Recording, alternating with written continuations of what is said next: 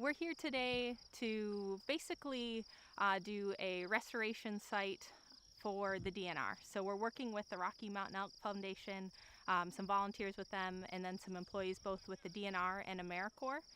And we recently purchased some land that was in our Elk Habitat area. So there's some stuff here that the landowner had that basically just isn't natural. So we're getting rid of some of those man-made structures and cleaning up the area and make sure that it's ideal for elk.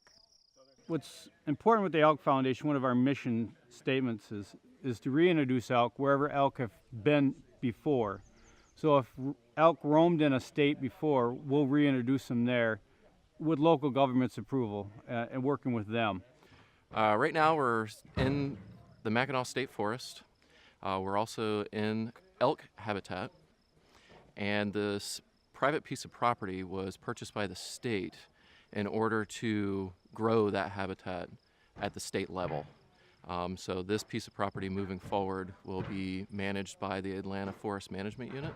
These structures will be removed. Everything man-made will be removed from the area to make it look more like natural forest for the benefit of the elk habitat.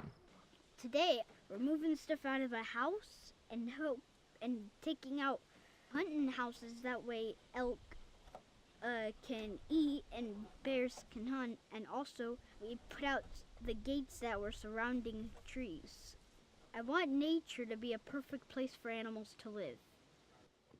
This is important to me because I made it my life goal to help wildlife habitat in the state of Michigan. So this is one of many projects that I'm a part of.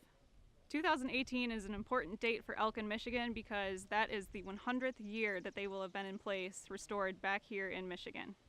It'll be a really nice feeling to see that the site has been fully restored and that our work has been completed at that point. The elk population is doing really well right now. It's one of the things that we, with the DNR, we pay really close attention to. We have an elk management plan. So with that management plan, we're focused on the habitat, we're focused on the actual population, how many animals that there are, and also on the education and outreach part of having elk in the area. I wanted to be a conservationist because I grew up enjoying public lands in Michigan and the outdoors. I grew up backpacking, camping, hiking out here in the Pigeon River country with my family. And it's important to me for my kids and other people's children and future generations to enjoy it as well. I think the person who made me get involved with this was my grandpa. I like to help him with this Rocky Mountain Elk Foundation thing, and I love to help him with fishing. One of the greatest feelings that you can ever get as a grandpa is to be able to bring your grandson up or your granddaughter up and do the things that we do. I started dragging him to our banquets when he was about 4.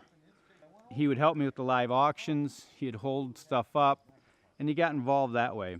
And from there it's kind of snowballed into him coming up every year and making a trip from Tulsa, Oklahoma back home to go with Pa up to the Pigeon to do this. It's a great feeling. I'm absolutely going to come back to this site and check it out in a year. Hopefully the buildings are all demolished and nice green field is growing. The work that we're doing here today, it benefits everybody and everything. It's going to benefit the forests, it's going to benefit the wildlife, and it's going to benefit us, the individuals that enjoy these things that are in our state. He makes me proud for a little fella to give as much as he does when he comes home. He wants to be here. It's just natural. I mean, it's just a natural bond for us and for what we do. Right? Mm-hmm.